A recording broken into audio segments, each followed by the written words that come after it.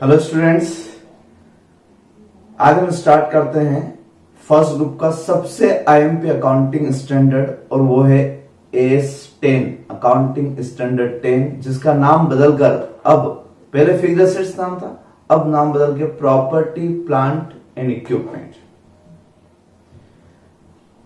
PPE। Page number आप आएंगे इसके लिए 3.60 स्टडी मटेरियल।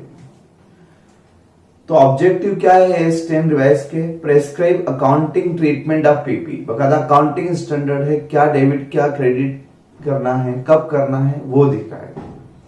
तो बेसिक प्रिंसिपल्स आर रिकॉग्नाइजेशन, फिर help the users of financial statement to understand information about investment in PP and change in such investment. तो इस पूरे एएस का प्रिंसिपल इश्यूज नीचे जो हम डिस्कस करेंगे इस एएस में। Number 1, recognisation of PP, how to recognise PP, when to recognise PP in books of accounts, एक ये पढ़ेंगे। Determination of their carrying amount, recognise कर लिया, आज खरीदी, आज रिकॉग्नाइज कर लिया, अब बैलेंस शीट में क्या कैरी करें, किस वैल्यू पे कैरी करें, ये वैल्यूएशन पढ़ेंगे। डेप्रिसिएशन चार्ज के बारे में पढ़ेंगे और इंपेयरमेंट लॉस के बारे में पढ़ेंगे। इन 4 पॉइंट पर हमारा एस होगा, ठीक है। स्कोप के बारे में देखें आप, हर एस की शुरुआत मैंने कहा कहां से होती है? एप्लीकेशन से, और लास्ट एंड होता है डिस्क्लोजर से। तो किस किस पर अप्लाई होगा ये? तो as general principle AS10 should be applied in accounting for PP, property plant and equipment. Exception, when another accounting standard require or permit a different accounting treatment. यानी अगर मान लो किसी और एएस में कुछ और ट्रीटमेंट दिया तो फिर वो प्रेफर करें। जैसे लीज के बारे में AS19 है, तो लीज्ड असेट्स के बारे में ट्रीटमेंट वहां दिया हुआ है, तो फिर वो यहां डिस्कस नहीं होगा, बाकी सब यही रिकॉग्नाइज होंगे। तो जनरल प्रिंसिपल है कि जब किसी भी फैक्ट के बारे में स्पेसिफिक अगर एएस बना हुआ है तो दैट एएस प्रिवेल, है ना, और जिसके बारे में नहीं बना है वो सब यहां आ जाएगा। एग्जाम्पल जैसे AS19 लीज का एग्जाम्पल दिया है इन्होंने भी, ठीक है। फिर आगे चलते हैं। AS10 नॉट एप्लीकेबल टू, क्या दिया अगले पेज पर? Not apply. तो अप्लाई में सिंपल दे दिया है कि all PP, AS10 apply on all property plant and equipment except any other accounting standard specify any other accounting treatment. ठीक, तो सारे पीपी आ गए। अब कौन से नहीं है? तो नॉट एप्लीकेबल की लिस्ट में दिया है biological asset other than bearer plant related to agricultural activities. अब ध्यान से अगर पढ़ोगे इसमें तो नॉट एप्लीकेबल में biological assets related to agriculture activity ऐसा पढ़ो। तो जो एग्रीकल्चर एक्टिविटीज में एग्रीकल्चर प्रोड्यूस होते हैं वो बायोलॉजिकल असेट है, उन पर ये पीपी AS10 अप्लाई नहीं होगा। लेकिन इसमें भी नेगेटिव लिख दिया अदर देन बियरर प्लांट। इसका मतलब क्या होगा? नॉट एप्लीकेबल पढ़ रहे थे और उसमें अदर देन लिख दिया तो माइनस माइनस प्लस हो गया ना। इसका मतलब अप्लाई होगा किस पे? बियरर प्लांट पे। अब बियरर प्लांट क्या होता है मैं समझाऊंगा। फिर इधर किस पे अप्लाई नहीं होगा? Wasting assets including mineral rights expenditure on exploration for extraction of mineral oils वगैरह। इस पर लगभग सारे एएस में नेगेटिव लिस्ट में ही, कोई भी एएस इस पर अप्लाई नहीं होता। इनके लिए इंड एएस जरूर है, एएस नहीं। तो सभी की नेगेटिव लिस्ट में आप ये लिख दिया करेंगे कि not applicable in case of natural gas वगैरह वगैरह। नोट नीचे लिखा है AS10 applies to bearer plant but it does not apply to the produce of bearer plant. ये बार बार बियरर प्लांट नया, ये AS10 का सबसे बड़ा अमेंडमेंट ही है, समझ लो यही, क्योंकि पहले वाले एएस में ये बियरर प्लांट ये वर्ड थे ही नहीं, अब नए एएस में आए। तो इसको हम डिटेल समझेंगे। Clarification, AS10 applies to PP used to develop or maintain the assets described above. Investment property AS13 should be accounted for only in accordance with the cost model prescribed in this standard. तो AS10 की बात अलग रहेगी और AS13 की बात अलग रहेगी। तो मैं अभी AS13 की बात भी नहीं करता हूं, ये लाइन भी अपने लिए भी रिलेवेंट है। चलिए, ये तो हुआ अपना सिंपल, मैंने वर्ड टू वर्ड आपको पहले एसएन के हिसाब से पढ़ाया, वरना सही मायने में एस स्टार्ट होता है यहां से, डेफिनेशन। अभी हमने ओवरव्यू में देखा बियरर प्लांट और ये सब पीपी वगैरह प्रॉपर्टी प्लांट इक्विपमेंट पर एस10 अप्लाई होता है, लेकिन प्रॉपर्टी प्लांट इक्विपमेंट में इंक्लूड क्या क्या है? इस एस में कोई लिस्ट नहीं दी आपको कि कौन कौन सी प्रॉपर्टी प्लांट इक्विपमेंट। तो आपको समझना होगा कि S apply on PP. What is PP? तो पीपी की डेफिनेशन, बियरर प्लांट क्या होता है उसकी डेफिनेशन, बायोलॉजिकल एसेट क्या होती है उसकी डेफिनेशन, ये मेन पार्ट है। तो पहला इंट्रीगेट है ये एस10 अप्लाई तभी होगा अगर पीपी में आएगा तो आगे की बात अप्लाई होगी। तो डिप्रेशन लगाना, तो इंपेयरमेंट करना, तो रिकॉग्निशन करना, रेवोल्यूशन करना, सब बात दे, पहले पहला गेट तो खुले। अगर पहले गेट में वो पीपी की डेफिनेशन से बाहर हो गया तो एस10 नॉट एप्लीकेबल, बात ही खत्म हो जाएगी। तो पहले हम ये देखते हैं क्या लिखा, ध्यान से पढ़े। अब डेफिनेशन, अब याद करने वाली बात, पीपी का मतलब टेंजिबल आइटम्स, क्योंकि इनटेंजिबल एसेट्स के लिए एस26 अलग से बना हुआ है, इसलिए इस पूरे एस में मैं जो भी बात करूंगा वो किसी करूंगा टेंजिबल एसेट की। इनटेंजिबल एसेट्स के लिए अलग से एस बना दिया है, तो फिर इस एस से वो बाहर हो गए। तो पहली बात, PP means all type of tangible asset. Condition 2, condition 1, held for use in production और सप्लाई ऑफ गुड्स। यूज, जबकि स्टॉक में अपन ने क्या पढ़ा था, इन्वेंट्री में, वहां यूज नहीं था, वहां held for sale in ordinary course, वो बेचने के लिए रखी थी, वो यहां यूज करने के लिए रखी। यूज इन प्रोडक्शन और supply of goods and services. और फॉर रेंटल पर्पस, असेट तो हम रेंटल पर्पस के लिए भी रख सकते हैं, तो रेंटल पर्पस के लिए हो सकती है।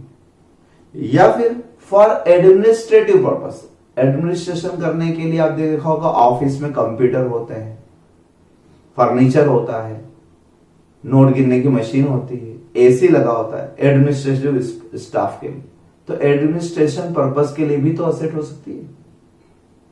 ठीक है, तो held for use, number 1 use करने के लिए, यूज फॉर प्रोडक्शन और supply of goods and services, for rental purpose, ठीक है, और तीसरा फॉर एडमिनिस्ट्रेटिव पर्पस।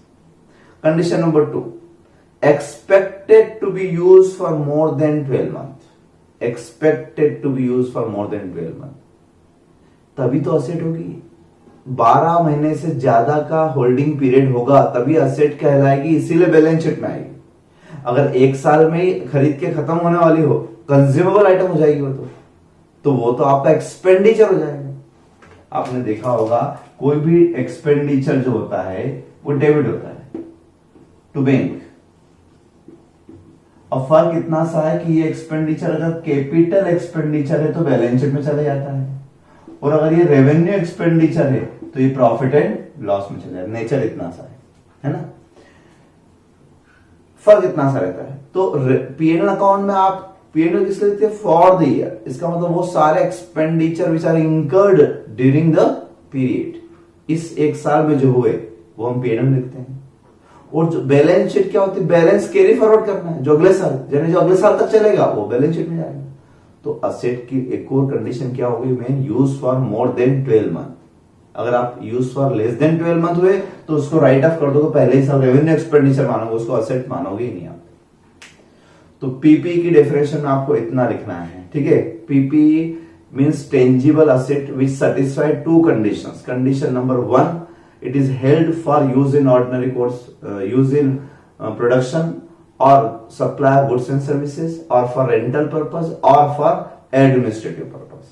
ये और है इन तीनों में। और दूसरा held for more than 12 month। ये डेफिनेशन इसलिए रट लेना, याद कर लेना, बार बार हर आइटम पे कोई भी क्वेश्चन में कोई सी भी एसेट दी, सपोज आपको ट्रक के बारे में दी, ट्रैक्टर के बारे में बात दी, कार के बारे में बात दी, मोबाइल फोन के बारे में बात दी, ठीक है, कुछ भी एनी टाइप, तो किसी पर भी आपको पीपी का क्राइटेरिया फिट करना पड़ेगा कि ये क्राइटेरिया होगा तो इस एस की बात लगाएंगे। जैसे हम इनकम टैक्स में नहीं करते थे कि हाउस प्रॉपर्टी हेड की कंडीशन बेसिस ऑफ चार्ज लगेगा तो हाउस प्रॉपर्टी के रूल्स लगेंगे, ऐसे यहां पर भी। तो अगर ऐसा हुआ तो ही हम आगे बढ़ेंगे, अदरवाइज बात वहीं खत्म कर देंगे, लिख देंगे it is not property plant and equipment as the definition given under Ind एस10। एडमिनिस्ट्रेटिव पर्पस का मतलब समझा है, The administrative purpose has been used in wider sense. It includes all business purposes. Thus, PPE would include assets used for selling and distribution. जैसे आपके पास loading vehicle है selling and distribution के लिए. Finance and accounting, accounting के लिए आपके पास computer वगैरह है या नोट गिनने की मशीन वगैरह है, इस तरह की चीजें. Personal and other functions of the an enterprise. आजकल तो बड़े बड़े ऑर्गेनाइजेशन में गेस्ट के मतलब कस्टमर के वेलकम के लिए वहां पे जैसे टी चाय कॉफी बनाने की मशीन भी लगी रहती है, वो भी तो प्लांट एंड मशीनरी है, वो भी पीपीई की कैटेगरी में आएगी क्योंकि वो बिजनेस पर्पस के लिए. तो ये एडमिनिस्ट्रेटिव पर्पस में बहुत वाइडर सेंस है, मतलब बहुत कुछ इंक्लूड होता है इसमें. ठीक है, फिर आगे चलते हैं. आइटम ऑफ पीपीई में also be acquired for safety and environmental reason. Page number 3.62 पर हूं मैं, है ना. 3 पॉइंट बताया मैंने. सेलिंग एंड डिस्ट्रीब्यूशन के लिए हो सकता है, फाइनेंस अकाउंटिंग के लिए हो सकता है, पर्सनल के लिए हो सकता है. उसी के नीचे लिखा सेफ्टी एंड एनवायरमेंट. कई एनवायरमेंट सेविंग इक्विपमेंट लगे होते हैं ना, तो ये भी पीपीई की कैटेगरी में आते हैं. The acquisition of such PPE, although not directly increasing the future economic benefit of any particular existing item of PPE, may be necessary for an enterprise to obtain the future economic benefit from its other asset. आपके यहां पर office में AC लगा हुआ है, तो AC कोई future economic benefit नहीं दे रहा है, लेकिन एसी लगा है, इससे एम्प्लॉइज की इफिशियंसी बढ़ रही है और वो अल्टीमेट फ्यूचर इकोनॉमिक बेनिफिट दे रहा है, इसलिए एसी भी एसेट की कैटेगरी में है. तो जरूरी नहीं कि डायरेक्टली ऐसा लगे हमको कि एसी से क्या कमा रहा है, तो ऐसा कोई जरूरी नहीं कि डायरेक्टली हम एसी से ही कुछ कमा रहे, इनडायरेक्टली भी तो बेनिफिट दे रहा है वो. तो ये सब असेट की कैटेगरी में आएंगे, which gives future economic benefits directly और इनडायरेक्टली. ठीक है, नीचे एक एग्जांपल दिया हुआ है. अ केमिकल मैन्युफैक्चरर में install new chemical handling process to comply with environmental requirement for the production and storage of dangerous chemical. Related plant enhancement are recognized as asset because without them the enterprise is unable to manufacture and sell chemical. Acid बनाने वाली company के लिए government ने अभी भी बना रही थी कंपनी एसिड बनाने की मशीन थी, लेकिन गवर्नमेंट ने एक और ऑब्लिगेशन थोप दिया कि आपको इस एसिड को ऐसे इस इंस्ट्रूमेंट में संभाल के रखना है, वो इंस्ट्रूमेंट खरीदना पड़ेगा. तो आपको इंस्ट्रूमेंट इसलिए खरीदना पड़ा क्योंकि गवर्नमेंट की रिक्वायरमेंट थी, अदरवाइज आप केमिकल ही नहीं बना पाते, आपका लाइसेंस जब्त हो जाता. तो वो इंस्ट्रूमेंट भी क्या कहलाएगा, पीपी, क्योंकि इनडायरेक्टली वो भी फ्यूचर इकोनॉमिक बेनिफिट देगा. उसमें केमिकल स्टोर करेंगे हम, डेंजरस नेचर वाला. ठीक है, तो कई रीजन हो सकते हैं, कहने का मतलब ये असेट्स बहुत सारी हो सकती है. फिर एक लाइन लिखी, resulting carrying amount of such an asset and related asset is reviewed for impairment. अभी इस लाइन को कट कर दें, कोई काम के नहीं, बाद में आएगी. Other definition. अब अदर डेफिनेशन में बायोलॉजिकल असेट, ये इस एस का मेन चेंज हुआ था. जब एस 10 बदला तो सबसे मेन ये टर्म नहीं लाई, बायोलॉजिकल असेट. अभी हम ऊपर पढ़ के आए, biological asset is not PP. An accounting standard on agriculture is under formulation, which will inter alia cover accounting for livestock. Till the time the accounting standard on agriculture is issued, accounting for livestock meeting the definition of PPE will be covered by S10. वैसे तो कोई S अब नहीं बन रहा है, end S बन चुका है एग्रीकल्चर पर. ठीक है, आपने देखा हर एस में से लाइव स्टॉक को हटा दिया. ये कह रहे हैं कि live stock which satisfy the condition of PP. ध्यान रखना, हर लाइव स्टॉक को इंक्लूड नहीं करना, वरना अभी आप खुद ही कंफ्यूज जाओगे, क्योंकि ऊपर क्या लिखा था, वास्टिंग असेट्स, मिनरल वगैरह एंड लाइव स्टॉक, वो सब छोड़ना था एस10. लेकिन यहां ये लिख रहे हैं कि जब तक कोई अकाउंटिंग स्टैंडर्ड प्रेस्क्राइब नहीं होता है एग्रीकल्चर प्रोड्यूस पर या इन सब पे, लाइव स्टॉक पे, तब तक क्या बोल रहे हैं ये कि live stock meeting the definition of PP. PP की डेफिनेशन में आना चाहिए, यानी उस लाइव स्टॉक की बात कर रहे हैं, उन एनिमल्स की बात कर रहे हैं जो यूज हो रहे हो इन प्रोडक्शन और supply of goods and service. जैसे आपने देखा होगा कि बैलगाड़ी आज भी यूज होती है, कई जगह होती ना, तो वो लाइव स्टॉक वो यूज हो रहा है किस लिए, सेल डिस्ट्रीब्यूशन पर्पस के लिए. तो पीपी की डेफिनेशन में आया ना, use for supply of goods and service, supply में यूज हो रहा है, और help for more than 12 month. तो पीपी की डेफिनेशन में अगर आ रहा है तो उस लाइव स्टॉक को भी हम एस 10 में कवर करेंगे, प्रॉपर्टी प्लांट एंड इक्विपमेंट में, like tangible asset, until accounting standard in respect of agriculture is notified. ठीक है, तो जब तक वो नोटिफाई नहीं होता तब तक क्या करें, will be covered as per S10, इसी में कवर होगा, बट होना चाहिए डेफिनेशन कंप्लीट करें। फिर आगे देखते हैं। अब बायोलॉजिकल एसेट में दो तरह के होता है, एक लिविंग एनिमल्स और एक प्लांट की बात कर रहे हैं। लिविंग एनिमल का तो अभी मैंने एग्जांपल दिया, बहुत से बुल कार्ड होते हैं, हॉर्स कार्ड, घोड़ा गाड़ी भी तो होती है, वो भी बिजनेस में यूज होती है फॉर एडमिनिस्ट्रेटिव पर्पज और फॉर सेल सप्लाई पर्पज। तो क्या लिख रहे हैं यहाँ पे वापस, biological assets includes two, number 1 living animals and number 2 plant. Living animals S10 does not apply if definition of PP not met, और इसका उल्टा बोलोगे तो if PP definition met then S10 apply। ठीक, एक बात ये बायोलॉजिकल एसेट में प्लांट के वहां पर हम क्या लिख सकते हैं, बायोलॉजिकल एसेट मतलब एग्रीकल्चर प्रोड्यूस, यानी सोयाबीन उगे, सोयाबीन के खेत रहते हैं, अभी सोयाबीन उग रही है, गेहूं उग रहा है, तो गेहूं उगे, सोयाबीन उगे, ये प्लांट है, ये बायोलॉजिकल प्लांट है। क्या बोल रहे हैं, S10 apply to bearer plant only, इन्होंने ढंग से लिखा। यहां ऐसा लिखोगे कि generally S10 not applied on biological plant but apply on bearer plant. तो बायोलॉजिकल प्लांट मतलब जैसे मैंने कहा गेहूं, सोयाबीन, कपास, गन्ना, बहुत सारी खेती होती है, हर साल उगते हैं, फिर काट देते हो, फिर हर साल उगते हैं, फिर काट देते हो। तो ये जो एग्रीकल्चर प्रोड्यूस है ये बायोलॉजिकल प्लांट है ना, S10 not apply, but bearer plant पे अप्लाई होता है। अब बियरर प्लांट क्या होते हैं सर, वो भी तो प्लांट ही है, लेकिन प्लांट में अंतर है। सुन लेना मेरी बात। अब यहां से मेन और अच्छी डेफिनेशन बायोलॉजिकल की, बियरर प्लांट के नीचे डेफिनेशन दे रखी है, इस डेफिनेशन को आप पढ़ो एक बार।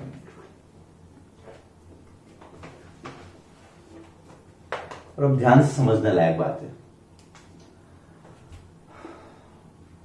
आम का पेड़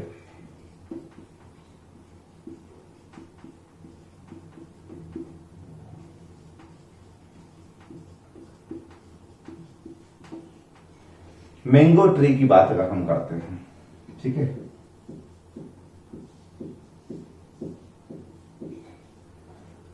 मैंगो ट्री।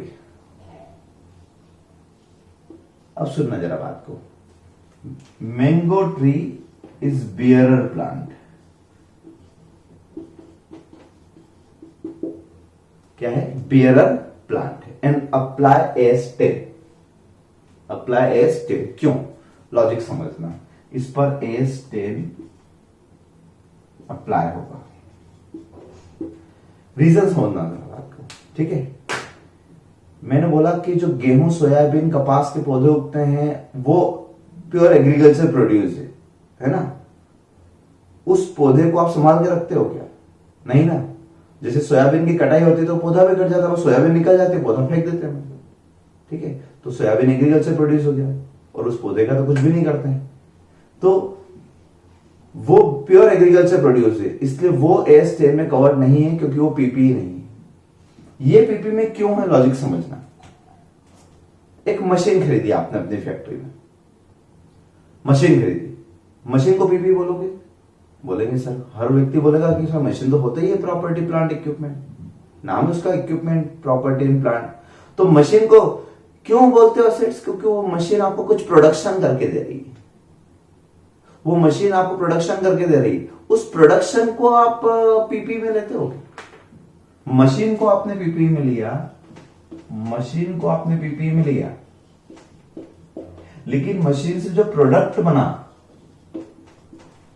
हिंदुस्तान यूनिलीवर वालों के पास मशीन है, बहुत साइड होगी, उससे जो साबुन बना, सोप या डिटर्जेंट पाउडर बना, तो क्या वो डिटर्जेंट पाउडर पीपी में आता है, नहीं, ये आता है क्योंकि ये प्रोडक्शन कर रहा है, तो ये यूज हो रहा है इन प्रोडक्शन। ये क्या हो रहा है, यूज इन प्रोडक्शन। पीपी की डेफिनेशन में क्या है, tangible asset held for, tangible asset held for use in production. तो यहां पर भी ये आम का पेड़ टेंजिबल है, दिख रहा है, और यूज फॉर प्रोडक्शन, इससे हम आम प्रोड्यूस कर रहे हैं। आप समझो क्या प्रोड्यूस हो रहा है, आम। जब आम हम इसमें से केरी और आम तोड़ेंगे तो क्या पेड़ को भी तोड़ देंगे, फिर नया पेड़ उगाएंगे अगले साल, फिर आम तोड़ेंगे, फिर पेड़ गिरा देंगे, ऐसा होगा क्या? नहीं। एक बार बना लिया ये, एक बार पेड़, अब इससे प्रोडक्शन आपने लिया है तो इसका प्रोडक्ट क्या हुआ, इसका प्रोड्यूस क्या हुआ, इसका प्रोड्यूस हुआ मैंगो, वो तोड़ लोगे आप, ये पेड़ खड़ा रहेगा, फिर अगला साल फिर आएंगे, फिर तोड़ लोगे, तो हर बार आप प्रोडक्ट लोगे। जैसे यहाँ पे मशीन, हर बार मशीन से प्रोडक्शन लेते जाएंगे, मशीन तो वहीं रखी रहेगी ना। तो ये भी तो फिक्स्ड एसेट्स, स्थायी संपत्ति जैसा हो गया कि नहीं? फिक्स्ड एसेट जैसा नहीं हो गया? आपको लग रहा मशीन में इसमें क्या अंतर? तो प्रॉपर्टी प्लांट, ये प्रॉपर्टी प्लांट, क्या गलत?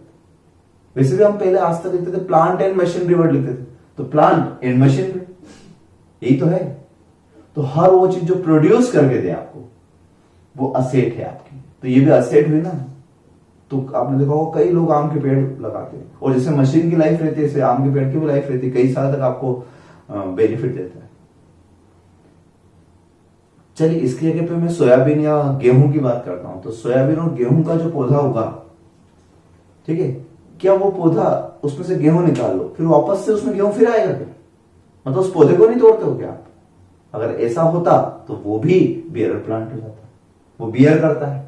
लेकिन बात है कि जब गेहूं निकालना है तो पूरा पौधा जड़ से उखाड़ दिया जाता है, पूरी जमीन प्लेन कर दी जाती है, उसमें से गेहूं निकाल के कचरा फेंक दिया जाता है, होता है ना। लेकिन पेड़ में ऐसा नहीं होता कि पेड़ काट दिया जाए, बार बार पेड़ काटते हो आप? नहीं। ठीक है, तो आपको नेचर समझना है। जिस चीज से हम बात फिक्स की कर रहे हैं, असेट फिक्स्ड है और मोर देन 12 मंथ, 12 महीने से ज्यादा यूज होगी ना, इसलिए रेयर केस में हम इसको तोड़ेंगे पेड़ को। कब? जब ये बहुत पुराना हो गया होगा, सड़ गया होगा, गिरने ऐसी स्थिति हो गई होगी, तो गिराएंगे और स्क्रैप में बेच देंगे। तो ऐसा तो हम मशीन में भी करते हैं।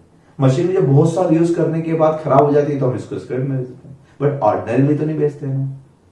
तो ये और ये में आप देखो कितनी सिमिलरिटी है, इसलिए इसको बियर प्लांट को भी एस टेन मिला। ये सबसे बड़ा चेंज था पुराने एस में और नए एस में। ठीक, अच्छा इसी के एक और एग्जांपल देता हूं। आपने देखा होगा सागवान के पेड़ होते हैं। सागवान मतलब नाम सुना आपने? लकड़ी सागवान के दरवाजे बनवाते लोग, बड़े महंगे होते हैं, है ना। तो सागवान के जो पेड़ होते हैं उससे कुछ फल वल नहीं आते, वो पेड़ तो उगाए इसीलिए जाते हैं कि उसको काट के और लकड़ी बना के बेच देंगे, तो उसमें तो पेड़ ही कट हो जाता है। तो वो बियर प्लांट नहीं है, क्योंकि उससे कुछ प्रोडक्शन नहीं कर रहे हैं, वो तो खुद ही प्रोडक्शन है। सागवान के पेड़ उगाना ही क्या है? प्रोडक्शन है, क्योंकि वो पेड़ जो है वो पेड़ ही प्रोड्यूस है, और यहाँ पेड़ प्रोड्यूस नहीं, प्रोड्यूस तो मैंगो है, पेड़ तो असेट है। अंतर समझ लेना। रबर प्लांटेशन करते हैं लोग, रबर याद होगा, रबर के पेड़ रहते, केरल में हो जाता है। फिर इसमें इसके तने में लिक्विड, ऐसा लिक्विड निकलता है, तो वो लिक्विड जो निकलता है वो क्या? प्रोड्यूस है, एग्रीकल्चर प्रोड्यूस है वो। लेकिन वो पेड़ तो वहीं रहता है ना, इस बार लिक्विड निकाला, फिर निकाला, फिर निकाला, तो वो बहुत दिन तक प्रोडक्शन देता रहता है। तो वो बियर प्लांट है, वो असेट है, ठीक है ना, वो असेट रहेगा। तो यहां पर क्या डेफिनेशन दे रखी है, आप ध्यान से पढ़ोगे। Bear plant is plant they satisfied all three condition, all three condition, all पे सर्कल बनाना, तीनों क्यूमुलेटिव कंडीशन है। इज यूज्ड इन प्रोडक्शन और supply of agriculture produce, use in production of agriculture produce. ये यूज हो रहा है production में, तो प्रोडक्शन क्या हो रहा है? Agriculture produce. मैंगो भी तो एग्रीकल्चर प्रोड्यूस में आता है, रबर प्लांटेशन करते हैं, रबर भी तो एग्रीकल्चर प्रोड्यूस में आता है। तो tangible bearer plant means that type of plant which is used in production of agriculture produce. Number 2 is expected to bear produce for more than a period of 12 months. इसमें जो produce होगा, यानी इसमें जो मैंगो लगेंगे वो 12 month से ज्यादा तक लगेंगे। यानी सिर्फ ऐसा नहीं, जैसे गेहूं के पौधे की बात बताई मैंने, सोयाबीन की, तो उसमें 1 साल से ज्यादा तक लगते हैं क्या? क्या वो पौधा जो उगाया, जो प्लांट उगाया, क्या उसमें 2 बार 3 बार 4 बार गेहूं आएंगे? नहीं आएंगे, एक बार ही आएगा ना। तो क्या वो मोर देन 12 मंथ यूज होगा वो पौधा? नहीं होगा। इस बार गेहूं बोया मैंने, उग गया, अब क्या ये 12 मंथ तक यूज होगा? नहीं होगा। लेकिन ये तो होगा ना यूज। तो क्या लिखा हुआ? विच बियर प्रोड्यूस, यानी जिसमें प्रोड्यूस होंगे, कब तक? For more than a period of 12 month. ठीक। और तीसरी कंडीशन होगी has a remote likelihood. Remote मतलब बहुत दूर संभावना है, प्रोबेबिलिटी, बहुत कम नेग्लिजिबल प्रोबेबिलिटी है of being sold as agriculture produce. यानी हमें ये बहुत कम संभावना है कि हम इस आम के पेड़ को ही एज ए एग्रीकल्चर प्रोड्यूस बेचते हैं। हम आम के पेड़ को as a agriculture produce generally नहीं बेचते हैं, आम को बेचते हैं, आम के पेड़ को एग्रीकल्चर प्रोड्यूस के रूप में नहीं बेचते हैं। लेकिन सागवान का भी एग्जांपल दिया, वहां तो पेड़ को ही हम एज एग्रीकल्चर प्रोड्यूस ही बेचते हैं, उससे कोई अलग से फल, अलग से कोई प्रोडक्शन होता ही नहीं, पेड़ ही बिकता है। बबूल के पेड़, उससे कोई प्रोड्यूस आता है क्या? नहीं, वो तो पेड़ उगाए इसलिए आता है कि काट के बेच देंगे, तो वहां तो पेड़ ही एग्रीकल्चर प्रोड्यूस है। और यहां पर रिमोट लाइक्लीहुड, बहुत कम negligible probability that the plant will be sold as produce, as agriculture produce, ठीक है, एक्सेप्ट फॉर इंसिडेंटल स्क्रैप से। एक्सेप्ट कब बेच सकते हैं इसको? जब वो स्क्रैप टूट के गिर गया तो बेचेंगे, ठीक है ना, और तब भी हम स्क्रैप के रूप में बेचेंगे, एज एग्रीकल्चर प्रोड्यूस थोड़ी ना। क्या हमने आम का पेड़ उगाते हैं, ये हमारा प्रोडक्शन थोड़ी ना, ये तो हमारा एसेट है, ये प्रोडक्शन तो ये है। समझा? आप तीनों बात याद रखना है। नंबर 1 पहली है plant use in agriculture produce, ठीक है। Number 2 expected to bear produce for more than 12 month and remote likely to be sold as produce except in case of scrap. Note where when bearer plant are no longer used to bear produce, they might be cut down and sold as scrap। मैंने बोला इसी, अब इसने आम के पेड़ में आम लगना बंद हो गया, बहुत पुराना हो गया, ये मशीन बहुत पुरानी हो गई, तो क्या करेंगे? रिप्लेस करते हैं ना, ऐसे इसको भी तोड़ के गिरा देंगे हम, कट डाउन एंड बेच देंगे हम उसको स्क्रैप के रूप में। तो इस मशीन की भी स्क्रैप वैल्यू होती है, इसकी भी स्क्रैप वैल्यू होगी, ठीक है। For example as firewood, such incidental scrap sale would not prevent the plant from satisfying the definition of bearer plant। तो सिर्फ इसलिए कि हम इसको भी बेचेंगे, कभी ना कभी बेचेंगे, सिर्फ इस बात के लिए हम इसको असेट ना कहें तो गलत है ना। अभी तो असेट कहेंगे, 10 साल 20 साल 25 साल तक रहते हैं आम के पेड़, उसके बाद बेचेंगे इसको, तब तक तो ये असेट कहलाएगा बियरर प्लांट। तो नीचे वो लिखा following are not bearer plant, plant cultivated to be harvested as agriculture produce. For example trees grown for use as lumber, lumber मतलब टिम्बर हुई, यानी यहां सागवान का पेड़ आप लिख सकते हो, कि वहां ट्री यानी उस पेड़ को उगाया ही क्यों गया? बबूल का पेड़ उगाया क्यों गया? Grown for use as lumber, उसको लकड़ी के रूप में यूज करने के लिए, यानी उससे कोई फल लेने के लिए नहीं उगाया, हमने उगाया इसलिए कि इसको जैसे उग जाएगा कट कर देंगे, लकड़ी बना के बेच देंगे। तो ये फिर बियरर प्लांट नहीं, it is not bearer plant, ठीक है। तो plant cultivated to be harvested as agriculture, जिस चीज को उगा रहे हो वो ही प्रोड्यूस है, ठीक है, उससे कुछ प्रोडक्शन नहीं, वो चीज जो आप उगा रहे हो जो प्लांट, वो प्लांट ही एग्रीकल्चर प्रोड्यूस है, तो फिर आप उसको बियर प्लांट नहीं कहेंगे। बी लिखा है plant cultivated to produce agriculture produce when there is more than a remote likelihood that the entity will also harvest. यानी यहां पे कल्टिवेटेड टू प्रोड्यूस एग्रीकल्चर, वही वाली बात जो ऊपर लिखी थी, cultivated to produce agriculture when there is more than a likelihood that the entity will also harvest and sell the plant as agriculture produce other than incidental scrap। trees which are cultivated both for their fruit and their lumber, इसको भी include नहीं करा गया। मतलब जैसे फल जिससे उगते हैं ना, मैंगो ट्री की बात छोड़ दें अपन, यहां ही बोल रहे हैं जैसे फ्रूट्स वगैरह, जैसे अंगूर की बेल उगती है, ठीक है। अब अंगूर की बेल जो उगती है वो ज्यादा टाइम तक नहीं चलती, बहुत ज्यादा लंबे समय तक नहीं चलती है, ठीक है, इसलिए उसको क्या दिया गया है, उसको भी एग्रीकल्चर प्रोड्यूस का नाम दिया गया है, और उसको भी हम यहां से हटा दिया है। क्या बोल रहे हैं ये, इसको यहां से हटा दिया है, नॉट बियरर प्लांट। तो सेकंड वाले पॉइंट में आप इतना अंदर तक मत जाएं, सिर्फ इतना देखें। Example tree which are cultivated both for fruit and lumber, यानी जिसका इंटेंशनली आपकी इच्छा थी कि हमने इसको उगाया है, इसको काट भी देंगे तो इसके फल भी बेच देंगे और उसकी लकड़ी भी बेच देंगे, तो इंटेंशन ही आपका क्या है, लकड़ी बेच देना, ठीक है ना। तो फिर यहां पर इंटेंशन आपका क्या हो कि वो पेड़ ही आपके लिए एग्रीकल्चर प्रोड्यूस हो गए और उसके साथ साथ कुछ फल आ गए, वो अलग बात। तो वहां पर उस पूरे को ही हम क्या मानेंगे, बियरर प्लांट नहीं है, वो एस 10 में नहीं आएगा। यहां हमारा इंटेंशन, यानी इंपॉर्टेंट क्या हो रहा है, इंटेंशन। आप समझो, मशीन में भी एक मशीन लाया मैं जो इसी साल यूज करके इसी साल खत्म कर दूंगा मैं, तो फिर हम उस पर पूरा कंज्यूम, फिर उसको बैलेंस शीट में नहीं दिखाते। जैसे आपको याद होगा तो इनकम टैक्स में डेप्रिसिएशन लगता है बुक्स पर, तो जो बुक्स पब्लिश होती है एनुअल पब्लिकेशन जिन बुक्स का, तो हमने देखा था सेक्शन 32 में डेप्रिसिएशन लगता है, वो भी प्लांट माने गए क्योंकि वो यूज होते हैं मोर देन 1 ईयर। लेकिन अगर यूज नहीं हो मोर देन 1 ईयर, इसी साल बुक खरीदी और खत्म हो जाएगी तो वो इसी साल पीएनयू में डाल देते हैं। तो ऐसे यहां पर भी प्लांट एंड मशीनरी अगर नॉट मोर देन 1 ईयर है तो फिर आप इसी साल उसको राइट ऑफ कर देते हो, फिर उसको असेट ही नहीं मानते। तो इंटेंशन सबसे इंपॉर्टेंट है कि आप जो चीज खरीद रहे हो उसका इंटेंशन क्या है, इस पेड़ का उगाने का इंटेंशन क्या, क्या इस पेड़ को बेचना चाहते हो या इसके फल को बेचना चाहते हो। तो इसके प्रोड्यूस को अगर बेचना चाहते हो तो फिर ये बियर प्लांट है। अगर आप इसको एज ए लंबर यानी एक लकड़ी की तरह बेचना चाहते हो, साथ में फल उगे वो भी बेच दोगे, वो बात अलग है, ठीक है ना, तो फिर उस कंडीशन में ये बियर प्लांट नहीं। और ऐसे यहां पर लिखा हुआ सी में एनुअल क्रॉप, मेज मक्के की खेती होती है, भुट्टा या गेहूं की खेती होती है, तो गेहूं भी बिक जाता है, वो भी एग्रीकल्चर प्रोड्यूस है। और वो जो प्लांट कट कर देते हो उसका भी भूसा बन के बिक जाता है, तो बिकता वो भी है, लेकिन वहां इंटेंशन क्या है, क्या वो मोर देन 12 मंथ यूज होगा, क्या वो 2 बार प्रोड्यूस करेगा, क्या 12 महीने से आगे भी प्रोड्यूस करेगा गेहूं, नहीं करेगा। तो इस तरह की जितनी भी खेती होती है वो सब भी बियर प्लांट नहीं। तो अल्टीमेट एक समरी दे रखी, what are not bearer plant, plant cultivated to be harvested as agriculture produce, है ना। ऊपर वाली 3 चीजों को फिर से इस तरीके से लिख दिया है इन्होंने। चलिए हमने ऊपर ही पढ़ लिया, डबल पढ़ने की जरूरत ही नहीं है। Agriculture produce is the harvested product of biological asset of an enterprise. अब एग्रीकल्चर एक्टिविटीज किसे कहेंगे, तो is the management by enterprise of biological transformation and harvest of biological asset for sale, conservation conversion into agriculture produce or into additional biological asset।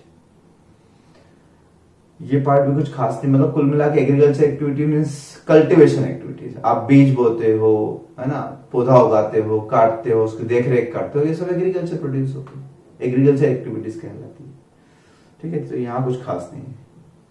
चलिए अब 3.65 page number पर recognisation criteria for PP, common answer ऐसा लिख लोगे, क्या लिख लोगे इसको, कॉमन आंसर, यानी पहला गेट खुला कि पीपी है कि नहीं है।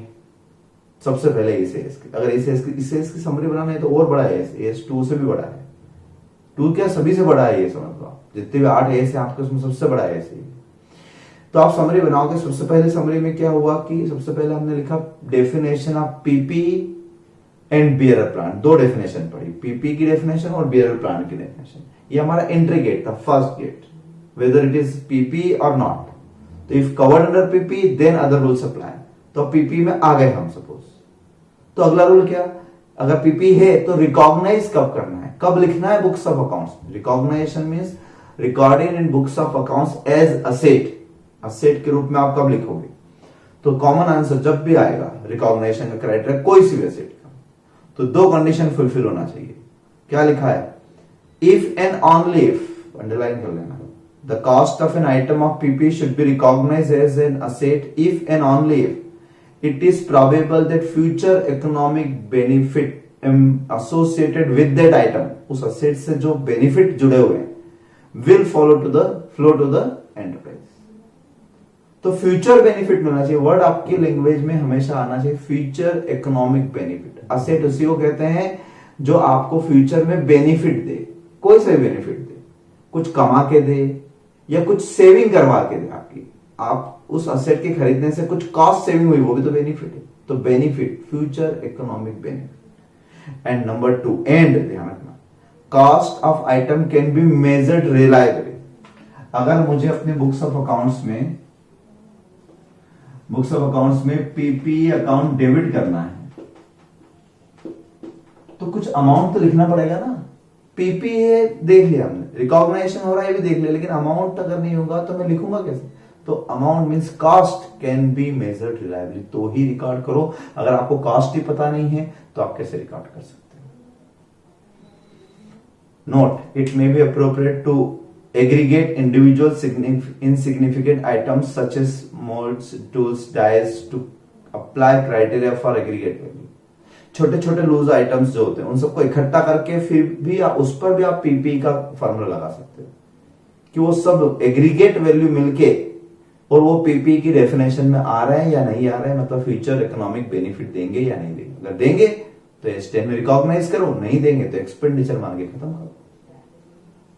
An enterprise may decide to expense an item which could otherwise have been included as PP because the amount of expenditure is not material.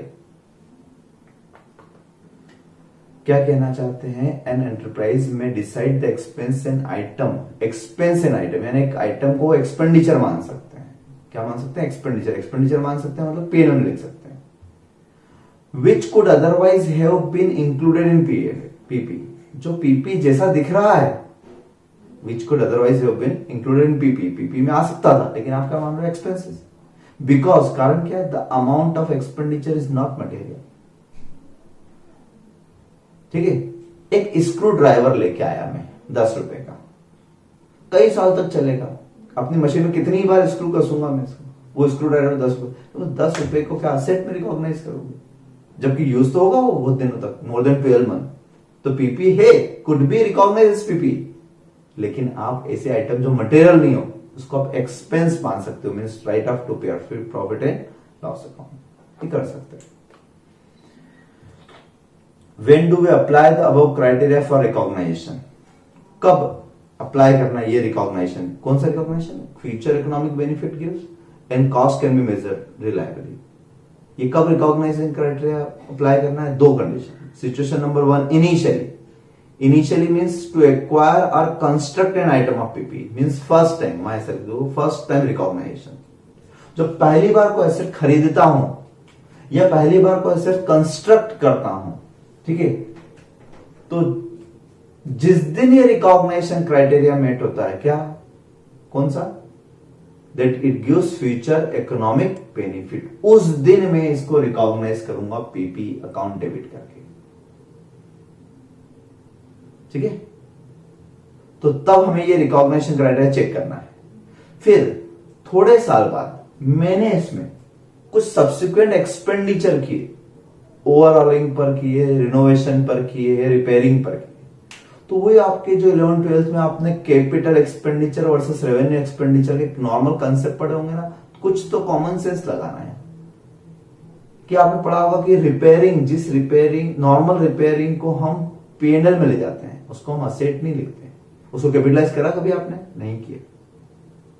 तो क्या याद करो, वहां पर भी आपको 11th-12th में कभी टीचर ने क्या बताया होगा, या फाउंडेशन में भी अगर अकाउंट्स में आपने पढ़ा हो तो क्या बताया होगा कि जिस एक्सपेंडिचर से उसकी इफिशियंसी बढ़े, प्रोडक्टिविटी बढ़े, यानी उस एक्सपेंडिचर करने से, मान लो मेरे पास कोई एसेट है 10 लाख की, ठीक है, ये 2010-11 में खरीदी थी, अब 15-16 में मैंने इसके ऊपर और खर्चा किया 5 लाख का, तो क्या इस 5 लाख को भी कैपिटलाइज करूं, मतलब पीपी में ही ऐड करूं? तो अगेन रिकॉग्नाइजेशन की बात आ गई ना। तो एक बार रिकॉग्नाइजेशन हुआ initially at the time of acquisition and at the time of construction, और दूसरी बार वापस रिकॉग्नाइजेशन करना पड़ा, कब? Subsequently, to add to replace part of or service it, जब इसकी सर्विसिंग करवाई, जब इसको रिप्लेस किया या जब इसमें कुछ एडिशन किया, तब भी सोचना है कि ये एडिशन जो आपने किया 5 लाख का, क्या ये फ्यूचर इकोनॉमिक बेनिफिट देगा या सिर्फ करंट इकोनॉमिक बेनिफिट देगा? अगर करंट इकोनॉमिक बेनिफिट देगा तो पीएनएल में डाल दो उसको, और अगर future economic benefit they and cost can be measured reliably, then it should be capitalise. तो आपको रिकॉग्नाइजेशन क्राइटेरिया 2 बार देखना है, इनिशियली देखना है एंड सब्सिक्वेंटली देखना है। ये कहने का मतलब था। स्पेयर पार्ट्स के बारे में बात करते हैं। Spare parts, standby equipment and servicing equipment. मैंने आपको एग्जांपल दिया था S2 में, स्टैंड बाय इक्विपमेंट, जैसे मैंने कहा था अपने घर में इन्वर्टर बैटरी रहती थी। इन्वर्टर बैटरी क्या है? स्टैंड बाय इक्विपमेंट है, लाइट जाएगी तो यूज होंगे। जनरेटर का एग्जांपल दिया था मैंने आपको, शादी समारोह में जनरेटर पड़ा रहता है, लाइट जाएगी तो यूज करेंगे, अदरवाइज पड़ा है ना। ऐसे अपने घर में इन्वर्टर बैटरी रखी हुई है, लाइट जा ही नहीं रही तो यूज नहीं हो रही, लेकिन लाइट गई तो तुरंत यूज हो जाता है ना, तो स्टैंड बाय इक्विपमेंट होता है। मैंने मेरा माइक का एग्जांपल दिया था कि 2 माइक रखता हूं मैं, एक खराब हो गया तुरंत दूसरा लगा दूंगा, रखा है, हेल्ड किया है ना। तो हेल्ड फॉर सेल है क्या, वो बेचने के लिए रखा है? नहीं, वो मैंने स्टैंड बाय इक्विपमेंट रखा है, सर्विसिंग इक्विपमेंट रखा है। मशीन खराब होती है, इसके लिए मैंने कुछ रिपेयरिंग इंस्ट्रूमेंट है मेरे पास, औजार रखे मैंने, खराब होगी तो यूज करूंगा वरना पड़े हैं, वो सब पड़े हुए हैं। Stand by equipment, servicing equipment, क्या वो भी पीपीई है? तो फिर वही कंसेप्ट, क्या case 1, if they meet the definition of PPE as per S10 recognise as PPE, and वही if they are held for use in production or services or administrative purpose or for rental purpose and for more than 12 months or which gives future economic benefit, ठीक है। तो अगर ये सब criteria meet करते हैं, recognise as PP, तो PP की डेफिनेशन में अगर आ रहे हैं तो पीपी की डेफिनेशन ऊपर पड़ी थी अपन। तो वो औजार जो है एक सर्विसिंग इक्विपमेंट, वो इन्वर्टर जो मेरे यहाँ पड़ा है या फैक्ट्री में जो बड़े बड़े इन्वर्टर होते हैं, बैटरी होती है, स्टैंड बाय इक्विपमेंट पड़े होते हैं कि ये मशीन खराब हो गई तो इससे काम चला लेंगे।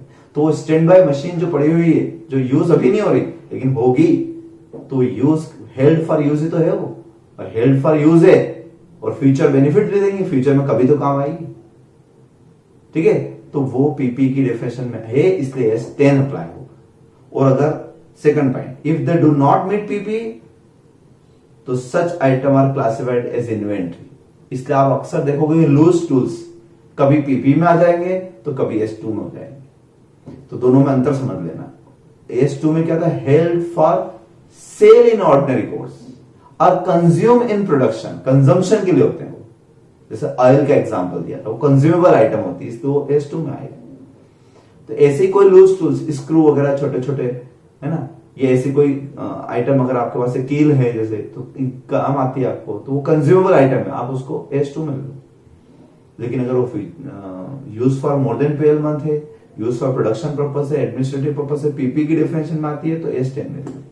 ये आपको सोचना पड़ेगा किन तीन चीज के बारे में, स्पेयर पार्ट्स के बारे में, स्टैंड बाय इक्विपमेंट के बारे में और servicing equipment. Stand by equipment और सर्विसिंग इक्विपमेंट तो 99% पीपी की डेफिनेशन में आते ही है, क्योंकि वो हेल्ड फॉर यूज ही होते हैं,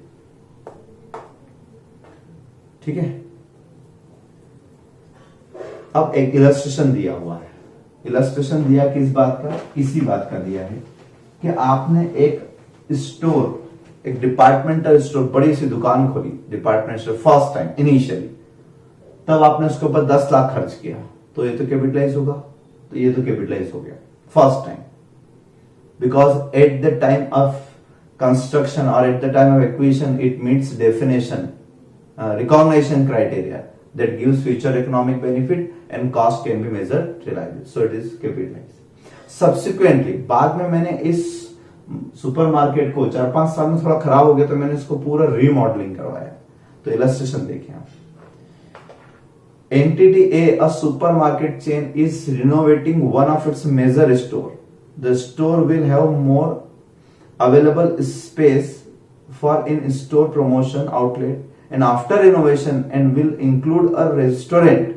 Management is preparing the budget for the year after the store reopen, which include the cost of remodeling and expectation of a 15% increase in sale resulting from store renovation, which will attract new customer. State whether the remodeling cost will be capitalized or not. ऐसे question आएंगे, आपको एक ही तरीका समझना है।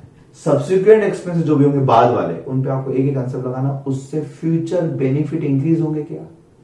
आज हम simple इस सुपरमार्केट से 1 लाख रुपए महीना कमाते हैं, क्या इस एक्सपेंडिचर को करने से मेरा 1,10,000 रुपए हो जाएगा? क्या फ्यूचर इकोनॉमिक बेनिफिट बढ़ जाएंगे? बढ़ जाएंगे तो फिर आप रिकॉग्नाइज करें।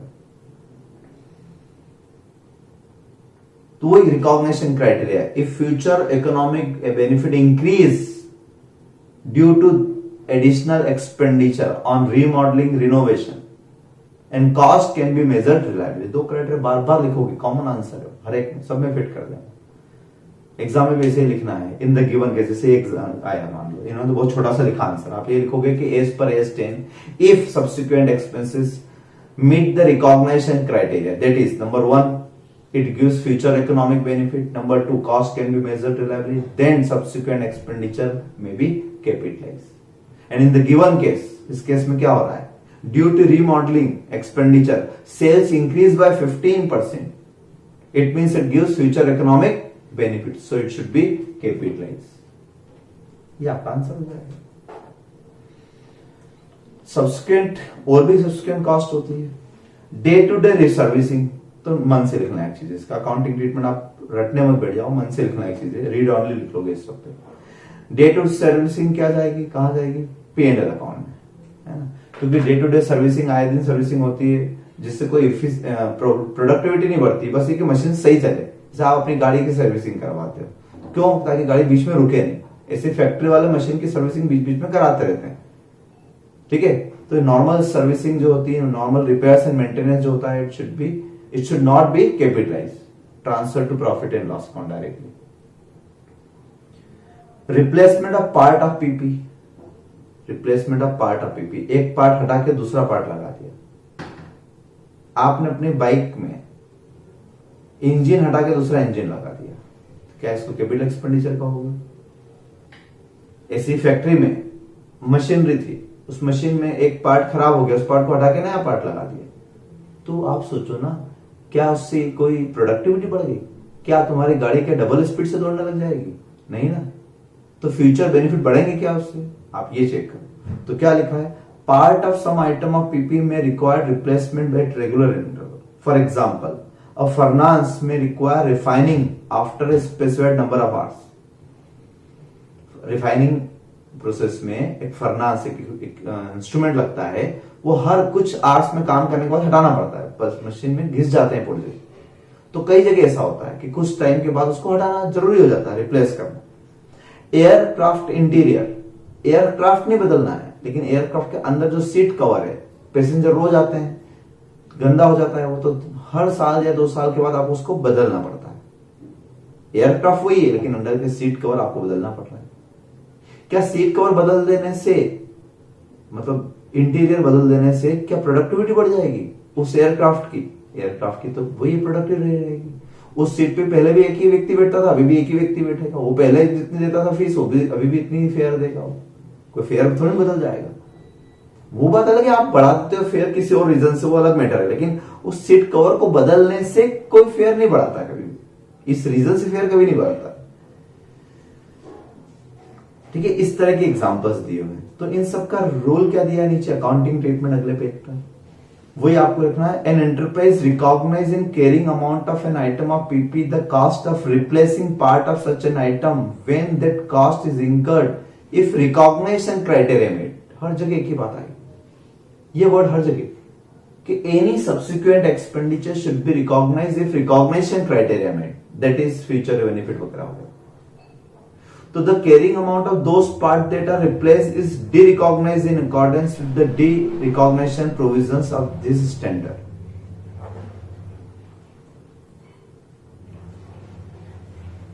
अब इसके बारे में बात समझ लेते हैं। Regular major inspection, accounting treatment. Inspection भी करना है तो कई बार इंजीनियर को बुलाना पड़ता है मशीन के लिए कि भाई देख लीजिए आप सही चल रही है कि नहीं, क्योंकि प्रोडक्शन रुक जाता है ना, इसलिए। So when each major inspection is performed, its cost is recognized in the carrying amount of PP as replacement if the recognition criteria are satisfied.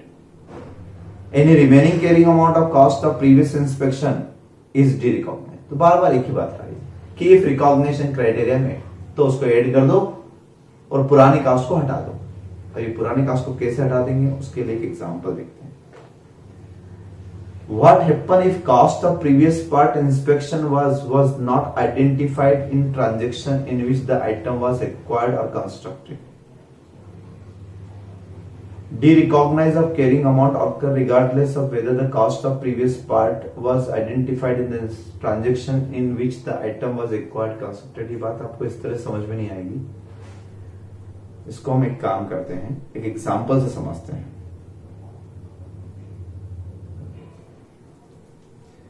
इसके लिए आप एग्जाम्पल समझ सकते हो। ऊपर भी एक बार डी रिकॉग्नाइज की आई थी, कहां पर, पेज नंबर 3.67 पर अकाउंटिंग ट्रीटमेंट जो लिखा था वहां नोट लिखा था, carrying amount of those part that are replaced it is derecognise in accordance with the derecognition provisions of this standard. मतलब समझना कि मैंने एक मशीन ली थी 10 लाख रुपए की, इसमें मैंने 3 लाख रुपए में एक नया पार्ट रिप्लेस किया, इसका पुराना पार्ट हटा के नया पार्ट लगा दिया मैंने, जैसे पुराना इंजन हटा के नया इंजन लगा दिया मैंने। तो ये कैपिटलाइज करेंगे क्योंकि इससे मेरे प्रोडक्ट की कैपेसिटी बढ़ेगी, अगर बढ़ेगी तो करेंगे, अदरवाइज इसको P&L ले जाऊंगा। तो बार बार एक लाइन लिखना, if recognition criteria met then it should be capitalise. Capitalise means added to carrying amount of PP. इसमें हम इसको क्या कर देंगे, जोड़ देंगे, न्यू कैपिटल एक्सपेंडिचर के नाम से जोड़ देंगे। ये जोड़ना सीख लिया आपने। अकाउंटिंग ट्रीटमेंट पेज नंबर 3.67 पे पहले line, an enterprise recognise carrying amount of an item of PP the cost of replacing part. तो कॉस्ट ऑफ रिप्लेसिंग पार्ट ये ऐड किया मैंने, लेकिन ये नोट में क्या लिख रहे हैं वो बिल्कुल सही लिख रहे हैं कि देखो अब इसमें क्या हुआ, मानो वो जो पार्ट मैंने रिप्लेस किया तो वो पुराना वाला जो पार्ट था वो भी इसमें इंक्लूड रह गया और नया भी लिख दिया। मान लो इंजन की बात थी, तो इसके अंदर मान लो जो पार्ट इंजन वाला पार्ट था, वो इंजन वाला पार्ट इस असेट में स्टार्टिंग में जब खरीदी थी तब उसमें वो 2 लाख रुपए का, कितने का था, 2 लाख का। अब वो तब भी रिकॉग्नाइज हो गया और अभी एक बार और उसको हटा के और आप नया ले आए वो भी रिकॉग्नाइज हो गया, तो 2 इंजन इसमें इंक्लूड हो गए। तो ये कह रहे हैं कि जब आप न्यू पार्ट रिप्लेस करोगे, न्यू रिप्लेसमेंट, तो ओल्ड को डी रिकॉग्नाइज कर दो। रिकॉग्नाइज करना मीन्स इंक्लूड करना और डी रिकॉग्नाइज करना मतलब एक्सक्लूड करना, तो वो उसको आप हटा दो, तब आपकी सही वैल्यू आएगी। तो ये क्या कह रहे हैं नोट में, carrying amount of those part, carrying amount of those part, उस पार्ट के कैरिंग अमाउंट मतलब उसकी डब्ल्यूडीवी।